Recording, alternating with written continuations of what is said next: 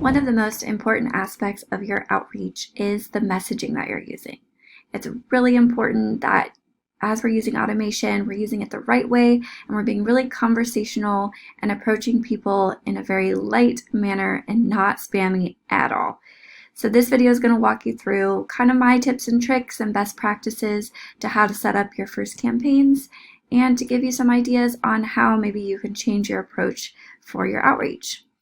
Alright, so first I'm going to show you one of my latest campaigns here, and I'll walk you through kind of a general framework for how I think your messaging should be approached. So the copy lives in this Steps tab here. This first message is called the connection message.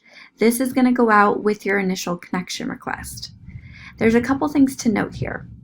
One, not everybody is going to receive this initial connection message from you. Only about 100 people, maybe a little bit more depending on your account, will receive this message. There's other videos that are going to explain this, but basically, in a nutshell, the way that we're adding people past your limit on LinkedIn is reaching out to them if we know the email address that's associated with their account. In those cases, it sends a connection request, just it doesn't allow us to include a message. So we don't want to put anything in the messaging that's really important in this first message. This message should be short, sweet, just prompting people to connect with you. So for this one, I just have, hey, I'm pulling their first name. The way that you pull a first name tag here is over here. You can just copy this, or you can type it out manually as well, and this will pull the person's first name from LinkedIn. You do have other tokens here that you can use. This will pull the full name though, which is a little awkward to use in conversation because that last name will be included. Company name also, I wouldn't recommend using that in any of your messaging. Sometimes people put different things in the company name that aren't necessary and it can seem awkward in your flow of conversation. Same with title. People put a lot of different characters, emojis, different things in their titles. We don't want to auto-pull that into our messaging and make it feel like we auto-filled it, right? We don't want to come across as a bot at all. It's really important to all of this, okay? This first connection message, like I said, we can note maybe the industry that you're in. If your search is for second degree, you can mention that you share some connections in common, anything that's going to help that person relate to you and want to connect with you. Okay, so this one, I just did a simple one. Hey, pulled their first name. It's nice to see that we know some of the same people in the marketing space. I'd be happy to connect and have you in my network. That's it. That's all you need for that first message. The second message, we call this one the welcome message. I always say this is like the most important message because this is the first message you'll receive after they accept your request. I usually have this set about 12 to 24 hours after they accept your request is when we'll send this one out. I think it's important not to be really immediate about it. Otherwise, it's just a red flag that this is a bot. And again, we don't want to come across as automation as much as possible. So 12 hours is kind of a good buffer there. This one, you want to start out with something like, thanks so much for connecting, or what I have here, which is awesome to have you as a connection now. I appreciate it. And then there's a couple strategies that you can take on this message. The strategy I took here is using what we call like a hook question. We want this to be something not too salesy. We want it to be more networky in manner. Also, we want it to be something that someone doesn't have to think too hard about. A quick response is what we're looking for. Again, the point of this messaging is to prompt people to engage.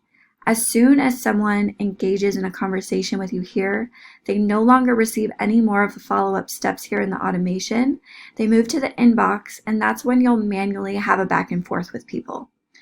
That really gives a tailored experience. So the idea here with the automated piece is, again, just to prompt people to respond. We actually don't want them to go through the full automation. We want them to engage with us. And this message is where you can do that the best.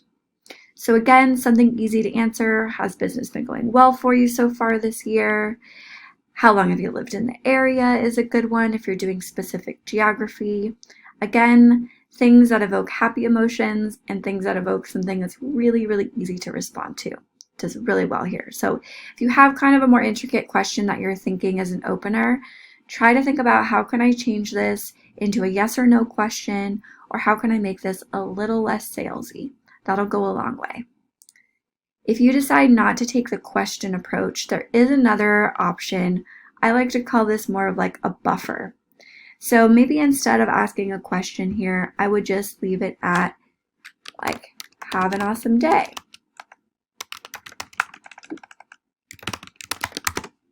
Right? That just tells people that, hey, this person isn't going to come out here and spam me. They're just saying a nice note. They're not asking anything from me. It just kind of brings those barriers down a little bit and gets people to not be on guard. The one thing about LinkedIn, people are hyper aware of anybody that's going to spam them.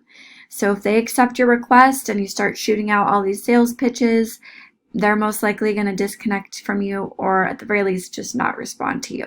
We don't want that to happen. So again, taking a lighter approach here of just having a nice, like, friendly message, again, that doesn't ask too much of them, will hopefully get their guard down. So when we reach out again a few days later, they already know that you're not going to just be hitting them with a sales pitch. All right. After that message, I have this next message called message 1. I have it set for about 3 days after the previous message, only again if they haven't responded. This message might ask at this point if they want to meet with you. So I pull hi, their first name again. Maybe in this first sentence, I would tell them a little bit about myself, like, hey, I'm an expert in the marketing arena. I saw that you have a lot of expertise there too. I'd love to bounce ideas around with you sometime. Are you available in the next week or two? I think having one line about yourself or your company is fair here, just to give them a little insight into who you are. But please don't put much more than that. We don't want this to be a sales pitch. Again, we just want to prompt people to engage with you. All right, and if they don't respond to that message, I have one follow-up message set for about 7 days later, and that's just another touch point, a circle back. You'd be surprised, some people get to the end of this sequence and they jump in and say, oh, so sorry, I don't check this very often, but I'd love to meet with you. So it's really good to have that extra kind of knock on the door at the very end as well, as long as it's spaced out appropriately. So this is kind of the timing that I'd recommend here. Again, all of this you can customize, you can test out. I recommend maybe doing an A/B test on different copy. Sometimes I like to A/B test different hook questions or buffer messages here to see what works. I think testing out different copy will give you a lot of insight. Every target is a little bit different, so what works is going to be different for each. Keep in mind too, these are direct messages. They need to be written as if they were almost like a text message, right? It's not an email. It's got to be short and sweet. I also recommend trying to keep things on one line. Oftentimes people try to break these up with different spacing. To me, if I'm looking at a direct message, that looks like you've just copied and pasted something to me. So really, again, keeping it more like a text message here is really great.